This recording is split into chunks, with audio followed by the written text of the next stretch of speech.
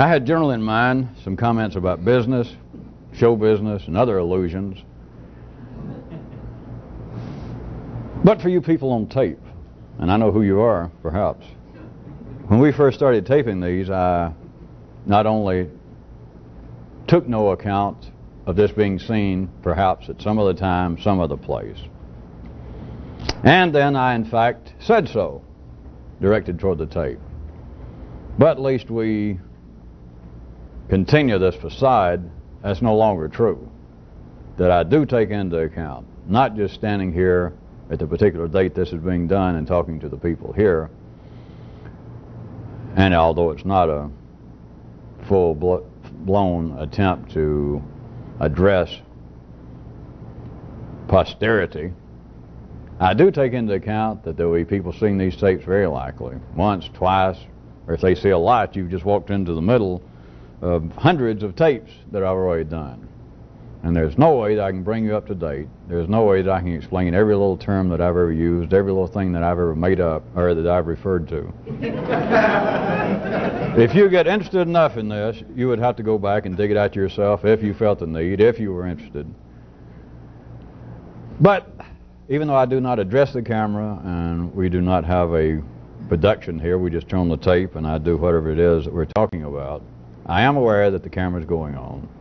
And verbally, which of course is a reflection of intellectually, I do keep in mind, and part of what's going on does have you people in mind at some other time in some other place. But it can never be running in real time. That is, I cannot every night address somebody years from now, some other place, and the people here. You understand that, don't you? If you don't deserve to be watching a videotape anyway. Shows you're too primitive, too narrow-minded, and you expect way too much of life. Especially electronically. Do let me say something, since I said I was going to talk about business and show business and etc. Except for perhaps you people on tape that might be seeing this for the first time, I'm not really going to talk really about business. But I did want to say something again about metaphors, since there are a handful of synonyms for metaphors, and sometimes I try to throw them in. Still, when I say I'm going to talk about business, and I'm about to as soon as I get through with this damn preface, if it doesn't run for an hour.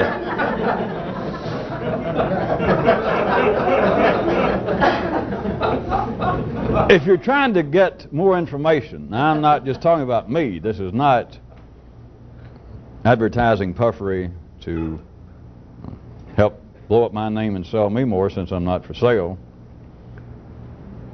At least not in your local area yet. We've got to get all the cholesterol out. I mean, it's low cholesterol data now, but what we need, circa 1989, since that's the hot item, it really needs to be absolutely, I understand this, cholesterol free, so that's what we're working on. All throughout history, as long as you've got recorded history, you have got people referring to metaphors. You've got poets, you've got historians, you've got critics.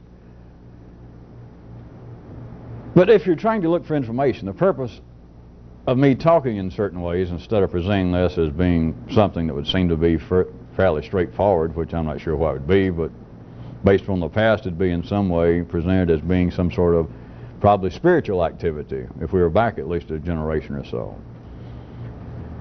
Metaphors, ordinary people can refer to metaphors, especially critics, after the fact. Somebody can write a novel about a bridge, that seems to be a focal point. A lot of things go on this bridge between two villages. And 2 or 3 years later, if not months, or even decades, somebody can come along, let us say that the novel becomes popular, reprinted, well-read.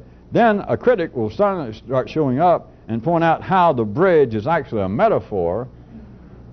Perhaps it was set in the early 1900s. The critic will begin to point out how the bridge is actually a metaphor for the changeover to the 20th century, the post-technological revolution, and how the bridge is more than a physical structure. It is the bridge between two peoples. It is these two tribes across this valley on separate mountains, and one is more agricultural, seems to be more tied to the 19th century, And then this other side seems to have, for whatever reason, been drawn up into more of the technological movement of the 20th century. And the writer did not even have to have that in mind. Of course, no writer worth his, no human worth his salt is ever going to say, no, I didn't mean it as a metaphor, I didn't even think about that. But there is much more to the reality behind a metaphor. It's not just a metaphor, it's not just somebody being able to say,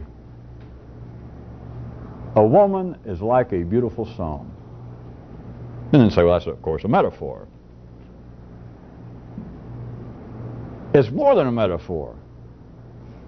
That's the only reason that life is interesting to somebody who has any potential for greater intelligence. That is, not education, but a greater capacity, if they find how to execute it, of being able to think in a certain way.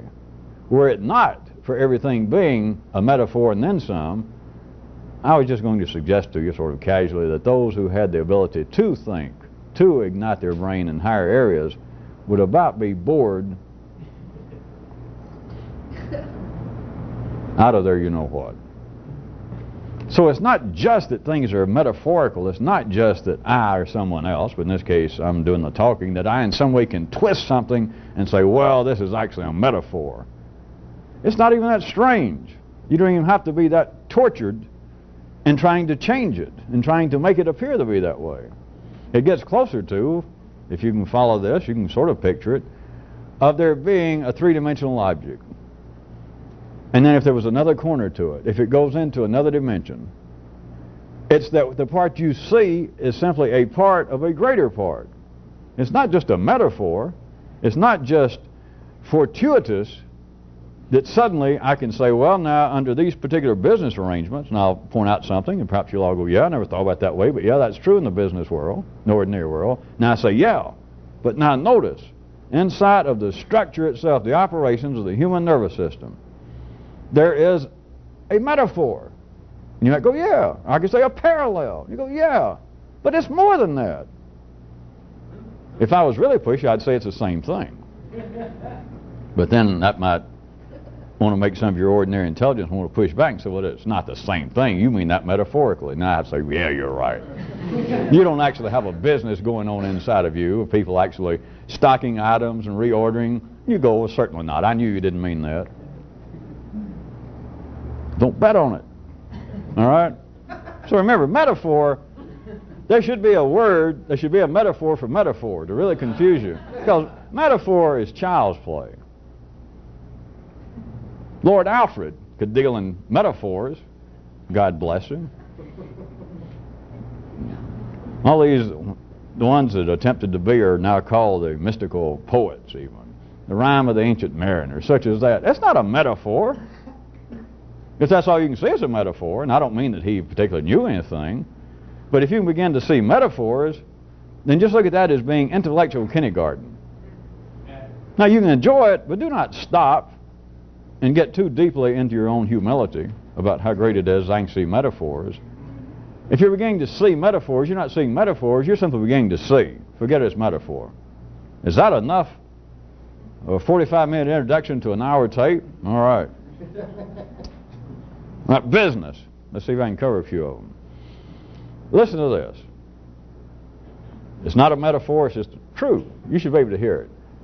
And I was going to use some other terms that sound metaphorical. I was going back and refer to the middle class and the working class and the idle rich, the power class. Now that's not just sociologically true, which it is in life. It's been pointed out years and years and years, thousands of years, that life itself seems to, civilized life, seems to stratify itself into the lower working, those in charge of production, those that normally worked the ground, which of course is still the source of everything, even if they now say that certain parts of the world, such as ours, is no longer involved with actually goods but services. That's all right, they can say that. But services are simply a secondary manifestation of minerals, elements, dirt, food. It all still comes out of Mother Earth. In the same way that societies seem to structure themselves, this is true inside of the individual nervous system. So for you people on tape, I am not making any sort of psychological, sociological comment. But it sounds that way. If that's all you hear, you're wasting your time and you missed it. You may hear it metaphorically, but you still missed it. So here we go, right? We're not referring to actual people, although it's true. Now, business. It's only in the middle class, mom and pop kind of operations that a particular business phenomenon occurs. And what is that? All right, glad you asked. It is that those running the business take the image of the business as being synonymous with themselves.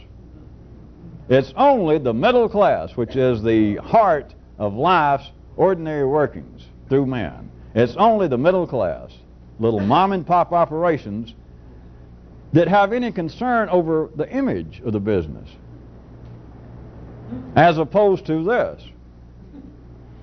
The real, in what appears to be the ordinary world, sociologically speaking, the real big guys, the power, the idle rich, those who are not involved in actual production of goods or services, they have no interest.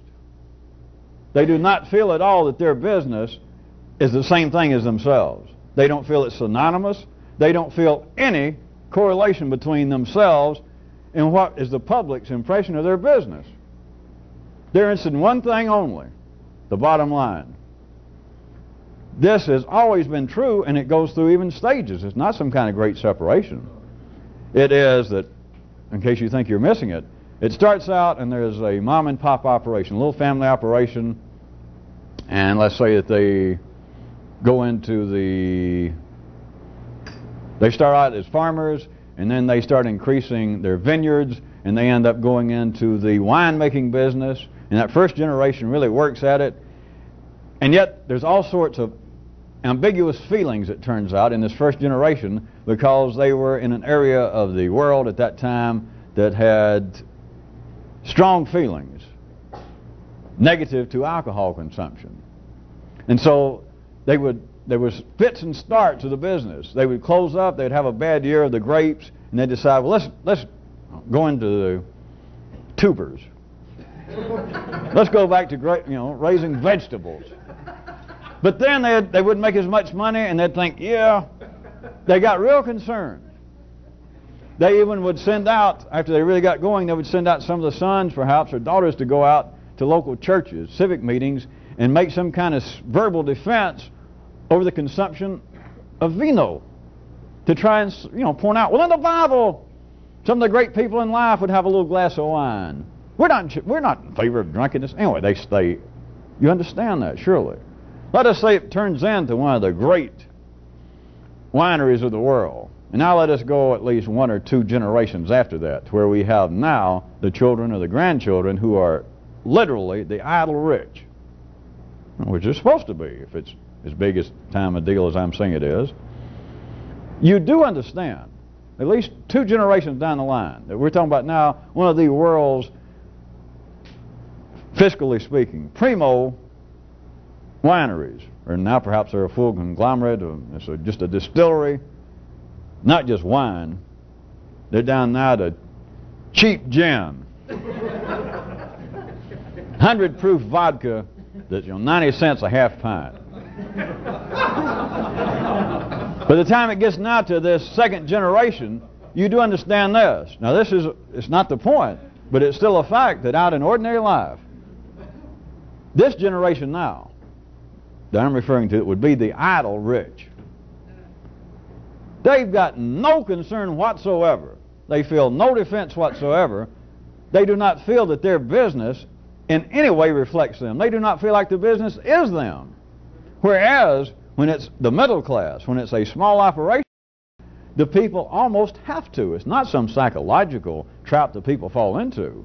If you go out and you start your own little business, and it doesn't have to be as morally questionable as some people might think alcohol production is, but you just simply go out and you start a shoe repair store down the street, And let us say that your name's Fred, and a blinding flash of inspiration, you call it Fred's Shoe Shop Repair.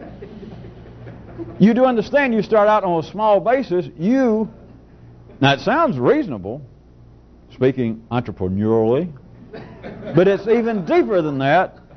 You feel as though the business is you. When you go around next door, after you've been open a few days, and you go to the sandwich store down the street, and you say, hello, my name's Fred so-and-so, and I opened yeah, we saw it. Well, look, I want to be sure, since you're one of our neighbors and in business here in the shopping strip, if I can do anything for you. In fact, you and your family, I'd like to offer you 10% off, just since we're neighbors. And let me know if you ever hear anybody that is dissatisfied with my work. You have to do that on a small business basis. And it's not just based on the financial circumstance. It's part of the way life is wired up. So what I'm telling you is, at that level, people feel as though feels as though he and Fred's Shoe Repair are almost the same thing. That what people think of Fred's Shoe Repair, they think of Fred. If he is standing down the street getting a sandwich, after a few months, and he hears somebody say, they start talking about shoes, and somebody says, yeah, I used to repair my shoes, and I quit doing it. I just buy new ones. Well, there's a shoe repair. Yeah, in fact, that's one of the reasons I quit. I went down to that new place, and there was some guy there. He seemed like he was a foreigner. He couldn't speak good English, or didn't seem to know what he was doing. And so Fred's staying there, and he realized, well, that's the guy I hired last month. And they're saying, that guy drove me nuts. The work wasn't that bad, but I couldn't talk to him. He said, I'm just not going back. Do you hear me? That under normal, middle class, middle of the road, middle of the bell curve, human activity within life's body, a Fred would stand there, even if he didn't say anything, and he would take that personally. Although they're obviously talking about one of his employees, that it wasn't Fred that screwed up the man's work, but Fred, as he should, as he must. He feels as though an attack on his business is in some way an attack on him. That in a certain sense, at that level, people take their business as being themselves, people's image of it. The reputation of the business is my reputation. You get up to the level of the idle rich, and you can't insult them about their business. You can go around, somebody starts out in a little printing shop, and they end up 2 generations down the road, and they're one of the large newspaper chains of this country, living in the nicer sections. Go and try to find a granddaughter, a grandson that's now the major stockholder in some billion-dollar publishing empire, and go out there and decide that you don't like their policies. Decide that the local paper, the paper they own in your city, is too right-wing or too left-wing. And maybe get a lot of people to agree to it. And go out there and march with signs. Get a bullhorn and try to get their attention and say, I disagree violently, my friends and I do, with your editorial page policies. They could care less. Because for one thing, they understand, which you wouldn't, that the newspaper business is not the business of information. It's advertising. The only way they get advertising is pass on information. But on top of that, to hear a bunch of people say, we don't agree with your policies, hell, that ain't my policy. What the hell do I care? No. And let's talk about the major stockholder. Maybe there's just one grandson left. Maybe he owns the whole thing. And so you'd say, well, no, look, he's got to care. Not just a few people. It ends up with thousands of people out there marching.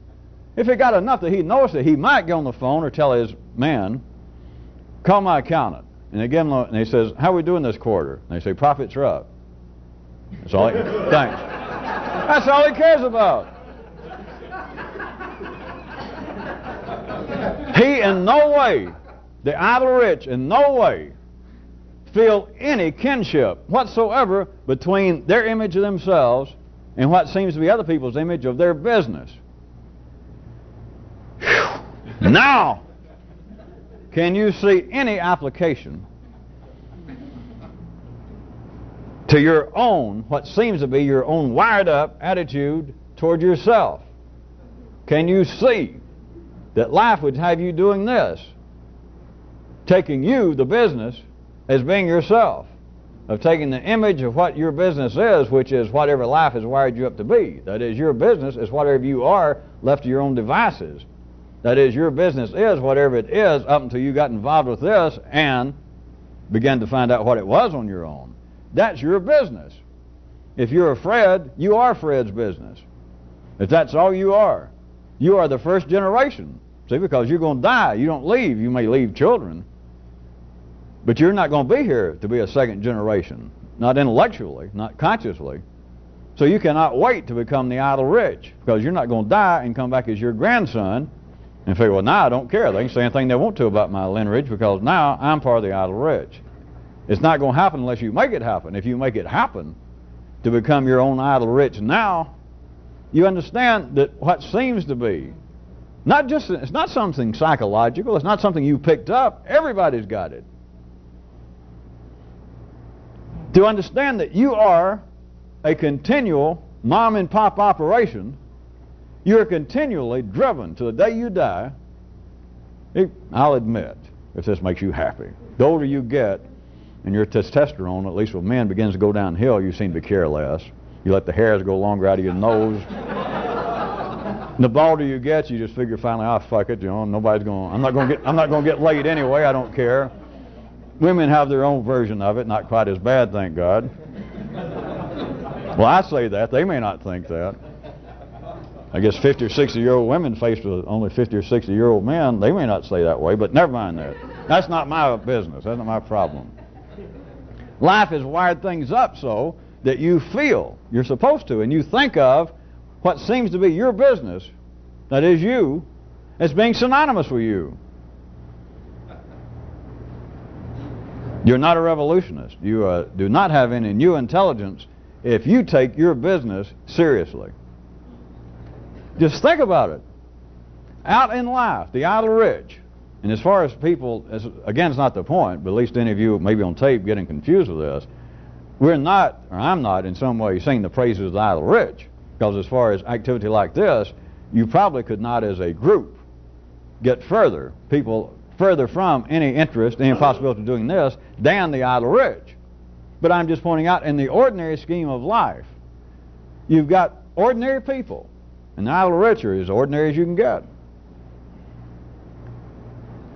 that mechanically, automatically, understand, they know, they operate on this basis, that the public, anybody's image of the way my business is run, what my business is just meaningless.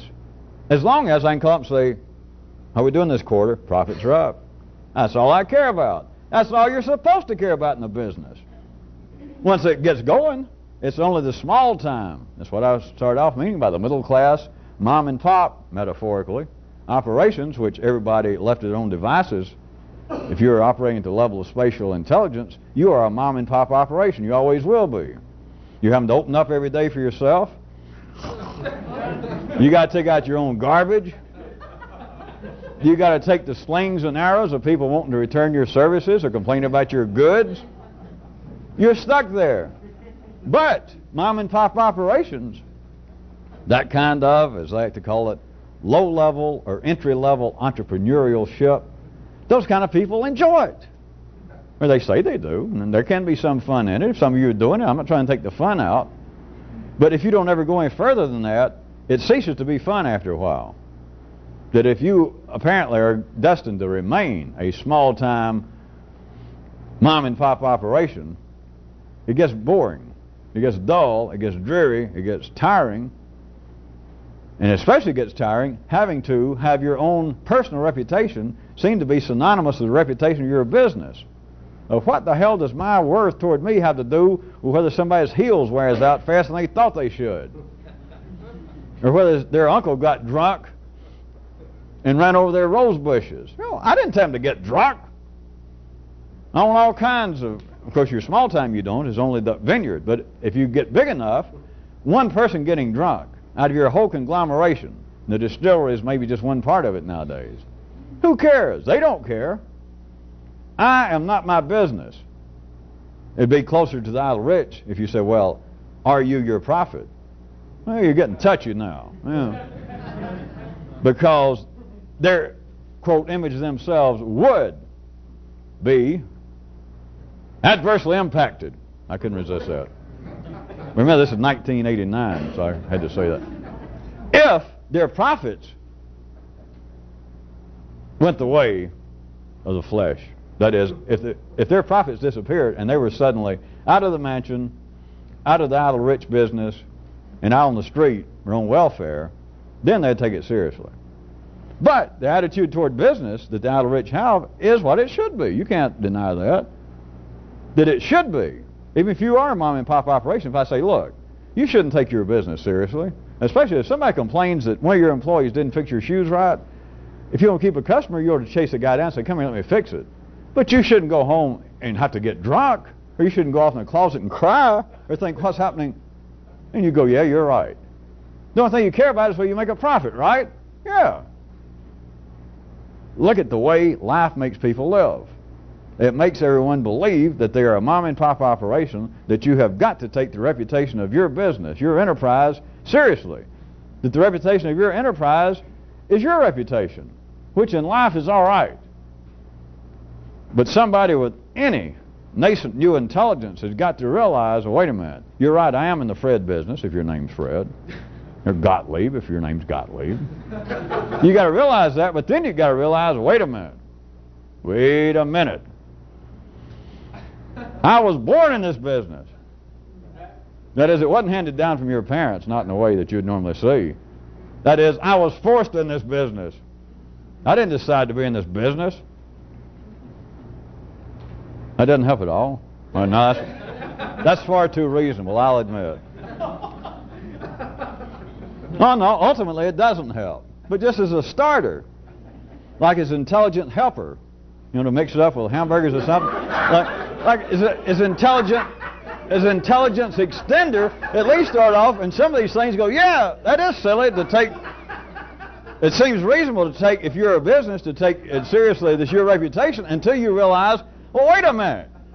Even if you grew up in the freest external country in the world, like the U.S. of A., you still got to realize, wait a minute, somebody, before I was born, at least right after I was born, somebody, and I didn't realize it now, forced me in this damn business. I didn't want to go in this business. Just look at it as being kind of intelligence extender to get you started. Like, well, that's true.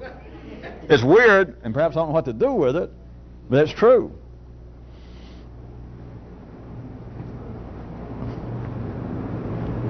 Since I started this, there's some other things using that same metaphorical springboard to try and get around the dimensional corner of the idle rich.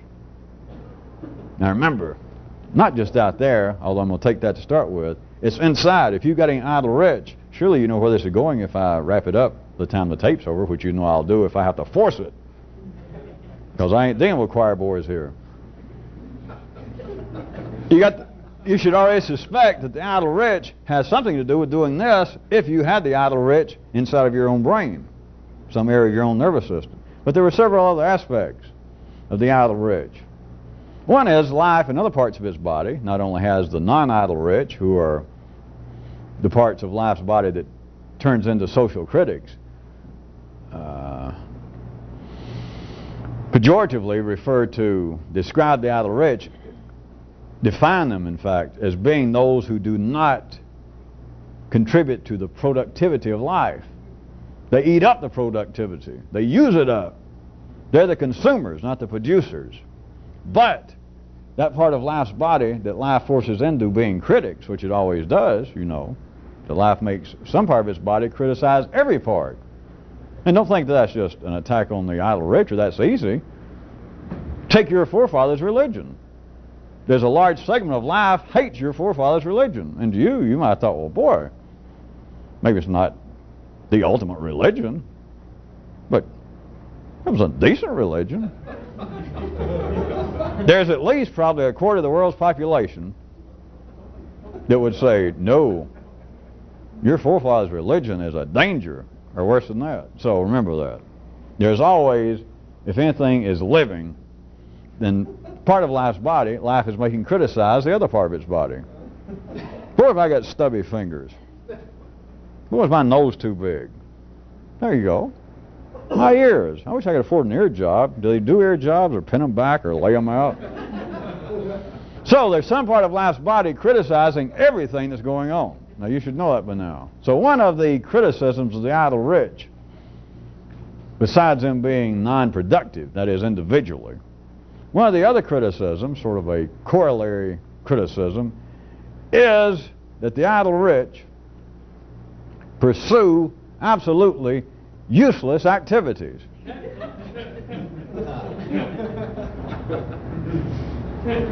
Let's start off with the idle rich at a fairly early age. They've yet to enter their parents', their family's business, education.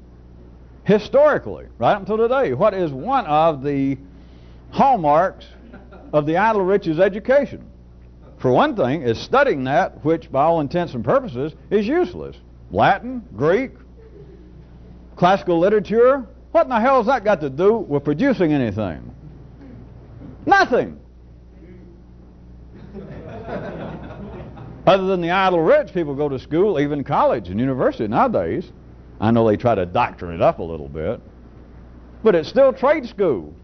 It's to make a living, even if you're going into medicine or law, which to the so-called upper middle class, I guess, they think that that is in some way a higher calling than repairing televisions. But there is a distinct line, and always has been, that the idle rich, that part of life's body, that part of the human strata of civilization, one of the defining activities of the idle rich is to pursue all the way from education into hobbies, secondary activities, that which is useless. The more useless, the more you're obviously part of the idle rich. To study Latin, to take it seriously, when it can't produce, there's no possible use for it. Well, other than they can say, well, I enjoy sometimes reading Horace in the original.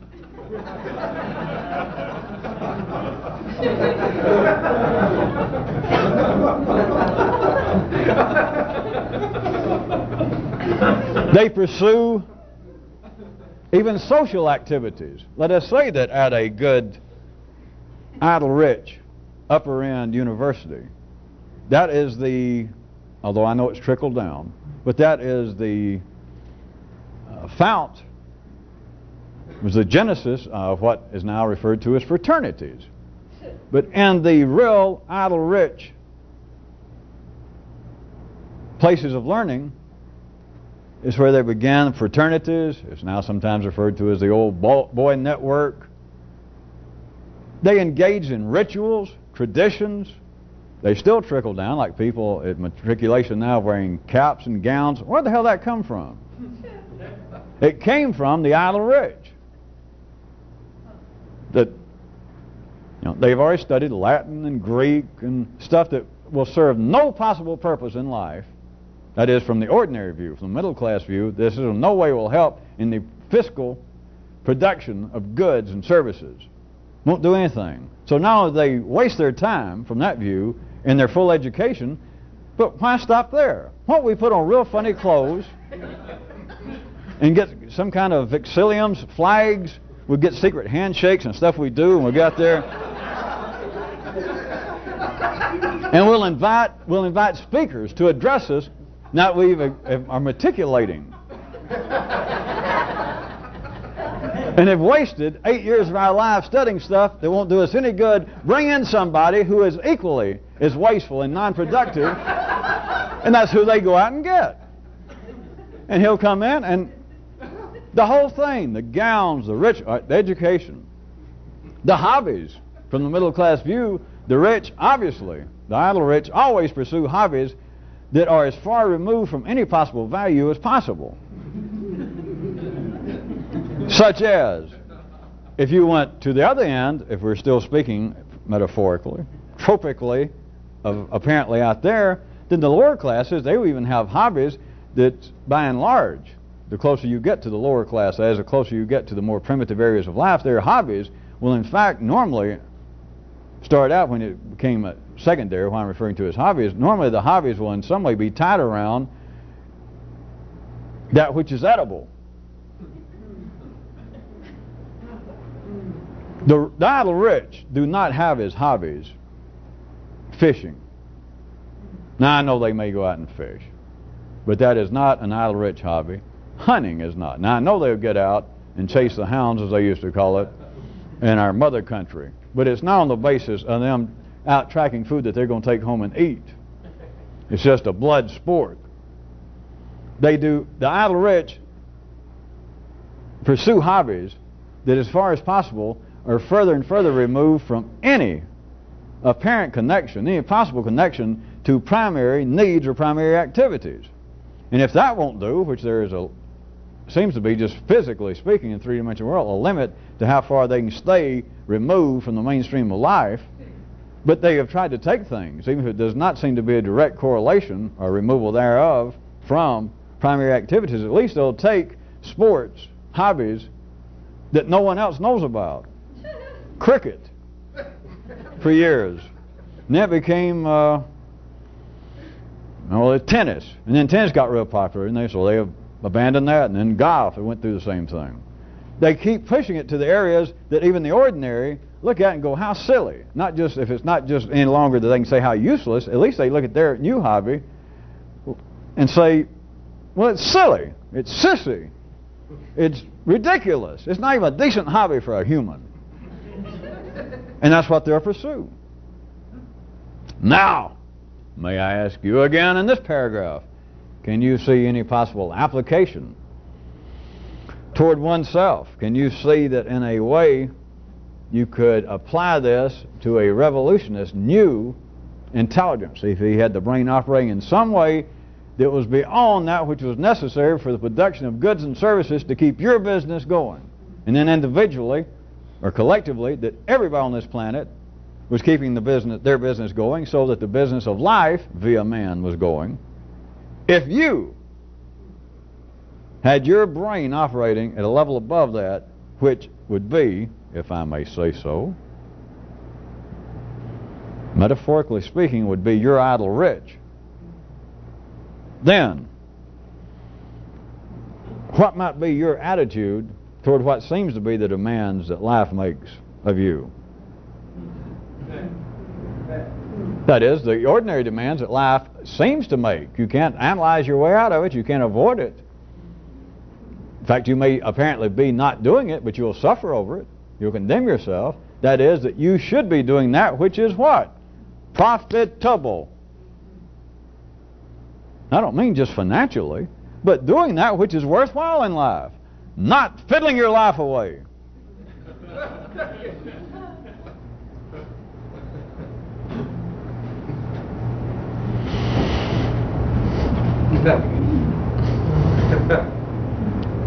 You can see even a slight variation of that if you had a revolutionary intelligence, that is, if you had some idle rich intelligence now inside of your own nervous system, that you have produced your own, or that you have become your own progenitor, that you have produced your own children, you have produced your own grandchildren, and you've done it up here. That is, you are now far removed from the original mom and pop business of Grunhilde or Gottlieb, if that was your name. That you are now far removed from that, at least the intelligence that you have executed and inflamed now that operates. Then the demands that life makes of everyone else. That is, study something worthwhile, damn it. Go study air conditioning repair. Can you imagine some family in the wilds of New Jersey or Alabama or Bakersfield? They're good, decent bricklayers or carpenters, and their son says, I only have one desire in life, is I want to be able to read Aristotle in the original Greek. That's all I want, Peter. Dear Peter, if you'll just give me enough money that I may try and gain entry into perhaps Harvard or Princeton, or if not, the University of Alabama, and major in Greek. The demands of life are such that that is no possibility. If you have jumped the generations and you have produced your own intellectual grandchildren, that you are now a generation so that you have idle rich inside of your own brain, There's now, the first time, a distinct possibility that you could, from one viewpoint, waste your time. That you can now, on your own, pursue that which is non-productive from the other view. And you don't need somebody else's view. Your other view now is the middle class, the lower class view of that is your own view. You simply realize it. It's downstairs. If you're going to listen to them at all and they say anything and they say what you're doing, they're going to think, Jesus Christ. We finally got the idle rich amongst us. That is, inside of you. Look at them. Look at them. To be freed from that. To be freed from what seems to be the demands of life itself. To be freed from what appears to be the demands that life wants each person to make of themselves. That I've got to straighten my business up. My business has got to make a profit. Not just financially. That's just the external springboard. But that you feel that in some way, and you don't know where you got it, this again should be intelligence extender, to at least get you started, to realize that you and everyone else always feels as though not just life, but that you personally are not quite correct. You're a little out of whack, a little eccentric, you're not quite up to speed, and you should be. That is your business. The Gottlieb business, the Fred business, the Mary business. I should keep longer hours. I shouldn't close on Sunday. I should expand my line of services. I should look after it more carefully. Not only did you not decide to go in that business, since you didn't, who the hell's making you worry about it? And don't look anywhere. It's not your father. It's not unconscious motivations. It's not your fear of failure. It's being alive. It's being in the mom and pop business. It's being middle class, intellectually.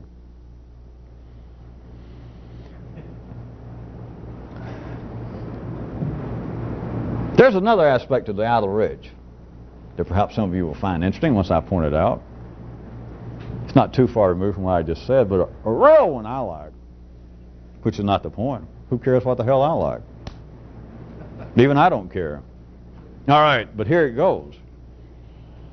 The real idle rich can do something else, and do it.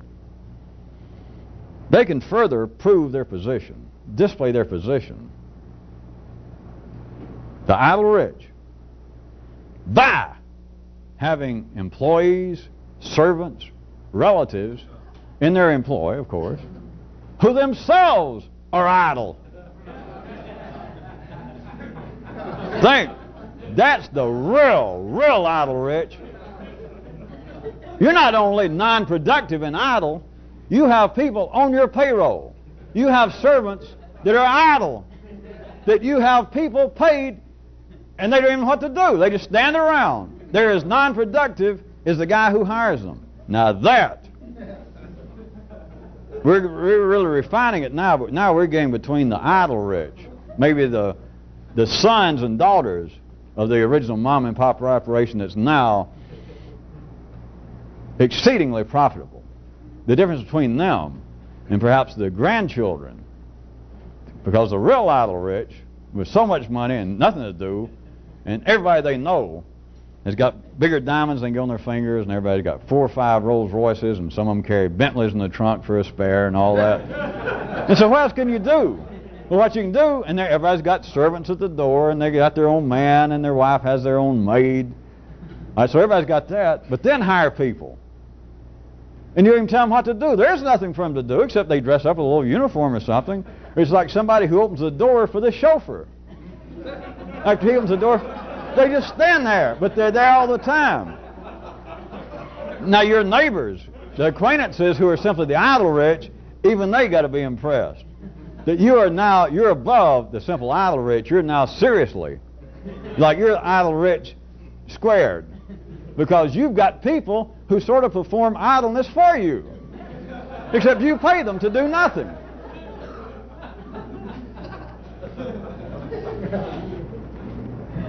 CF.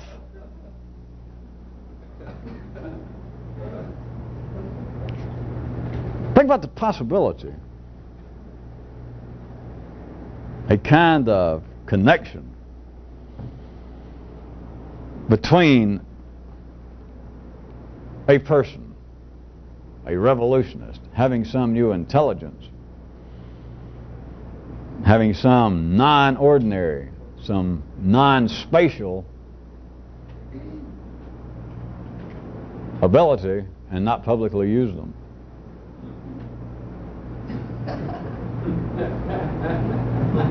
You better think up, because that was the end of it. There is no more.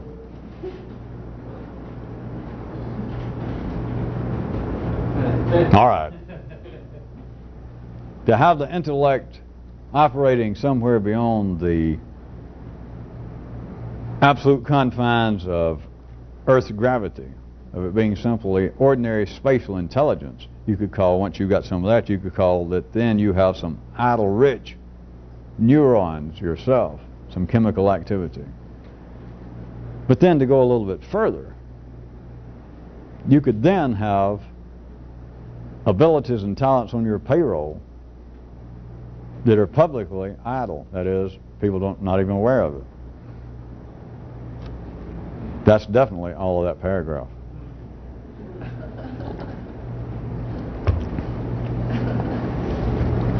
Well, I said showbiz. We got a few minutes. I'm going to go from business to showbiz. So here we go.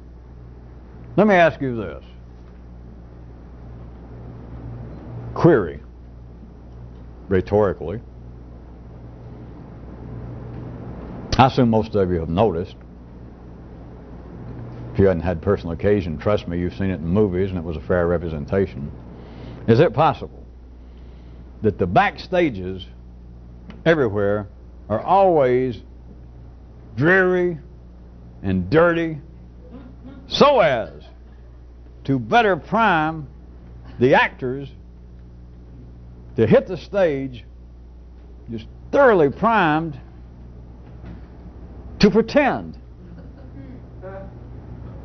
to really have them hit the boards absolutely in the acting mood? Think about it a second. Why not? Everywhere. It's just, it always has been, that the backstage, the dressing rooms, dreary covers it, just dreary. But do you not see the possibility that if such operations as this, such manifestations as this, had some sort of human intelligence behind it, some individual intelligence, could you not see the possibility that somewhere somebody thought, wait a minute, the whole thing about acting is to pretend and to act, regardless of the fact that you're out there on a stage and the people that you're calling mother and brother, they're not related to you, and that you're saying, yes, I am dying. And you're not dying, it's all an act. So, since you're out there, what if the ambiance prior to your hitting of the boards was of such that it almost wanted to give, even Norman Vincent Peale the blues? Would almost make, Dale Carnegie want to punch somebody in the nose. What if that was the kind of milieu backstage? Isn't there the possibility that since the people already won't be actors, we're not talking about people just wandering off the street that you drafted, but they won't be actors, but backstage, the conditions are just dreary, dull, almost annoying, dirty. And then, though, it's your cue, and there's the bright lights. Isn't there the possibility that, psychologically, if that was the level on which we were actually talking, that would not have the psychological propensity to perhaps to even put you more in the mood like that this is so bad to get away from that, you're already in the mood to want to pretend like I want to get away from this. I'm not going any further premise. You're going to have to chew on the premise a little bit for me to go any further. Or as the Pope likes to say, trust me on this. Is there not the possibility? As far as I know, a Pope hadn't said that in about 600 years. Last one that said that, to the best of my knowledge, which one was it? Gregory the... Anyway, he ended up repairing TVs, I remember. That there is a distinct possibility, I wouldn't be bringing it up, that it does have an effect of the backstage being dreary, uninspiring, dull on stimuli. It's always dark. Normally, I know they have lights for makeup nowadays, we've got electricity, but the whole thing backstage, everywhere, bears almost no resemblance to anything exciting, colorful, stimulating, that there could be a correlation. I'm suggesting rhetorically, and if you're not going to do any better, I'm just going to have to come out right and say something, I guess, but don't make me do that. That it has an effect of wanting to inspire the performers to get in the kind of mode to pretend. All right. Now could we apply any of that to the backstage of human intelligence? Do you recall only a few nights back when we were taping, it was mentioned how humans have always been made to say, to think, and to say that they think, they believe, that they are so complex that it's impossible, or it's a lifetime job to try and study oneself, but it's no doubt a fruitless task. Impossible. The backstage to all performances, I'm telling you, is always primitive, simplistic, dull, uninspiring. And yet what you see out on a stage, assuming it's a decent performance, and all humans are a decent performance, those who are not are put away. They're kept out of view. They're taken off Broadway. They're taken off Broadway, and they're put away. So regardless of your particular opinion of other individuals, it just shows everybody's their own acting as critics, and everybody else is acting as a critic to your play, but everyone's performance is stimulating. It's scintillating compared to what's going on backstage. Not just their backstage, but I suggest to you, everyone's backstage. The idea that the performance you see is very complex, very interesting, convoluted, has subplots, may be metaphorical, be that as it may appear to be. I repeat where this paragraph started. Backstage everywhere, from Lincoln Center to the Helen Hayes Theater to your local little theater down the street. No matter what they've done on stage, where the performance is done, backstage is the pits.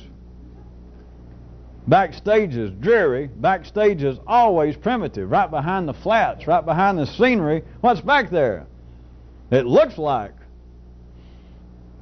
the Nordic mythical seascape behind a Wagner, behind Götterdämmerung, but back there, after all the mist and all these mountains and twilights, back there is what? It's rough 2x4s. It's a bunch of people standing around scratching their armpits, and there's dirt on the floor. That's true everywhere. All the way from Broadway to the Bayreuths. Backstage does not resemble what's going on. There's almost no correlation. In fact, I kept trying to suggest there's almost an inverse correlation, if there was any. That is, that backstage is so bad that I was trying to encourage you to see that it is almost could be seen as an encouragement to get away from backstage and come out and, by God, get in the mood to act and pretend. Because look where you got to go back to when you get through. That does not begin to ring a bell at all. The human performance, that look how complex, how intriguing, how in fact metaphorical I may be. How sometimes, of course, I know I may mispronounce a word or say something that sounded stupid, but what if that's just part of the act? I know sometimes I perhaps mispronounce a French or Albanian term here and there, but look at the complexity that must be going on inside of me, that is backstage, to even make me chance it. I repeat again, backstage everywhere is dirty, darkly lit, dreary, very primitive, bearing almost no correlation to what's going on in the performing area. Understanding backstage is no big deal.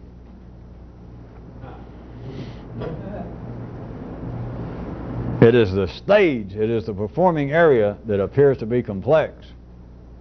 And if that is all your intelligence is aware of, then it is correct. You'll be in very good company along with Socrates and everyone else, including Pope Gregory. So I heard after he really got into the electronics repair business, of saying, well, life is pretty complex. Things are pretty convoluted, Byzantine, labyrinth. It's just, there's no explaining human nature. Even I cannot tell. I mean, here I sit surrounded by vacuum tubes and burnout, torn up VCRs, and yet I used to be Pope. And you ask me, how did I end up here? You know, who can explain the vicissitudes of fate? And so the man assumes, and he assumes that the other people assume that, God, what a complex guy you gotta be. Look backstage. Look backstage. It is not complex. But if it is, as I was suggesting to you, a distinct, not just a metaphor, but a real connection to backstage being so uninspiring, so unstimulating, so dreary, that it, in fact, because of its very simplistic, primitive nature, serves as a kind of encouragement that once you do get out, hit the stage, get in front of the lights, is you want to pretend. Because you know where you're going when the lights go out and you have to go home. Yeah, but hell. Don't forget that.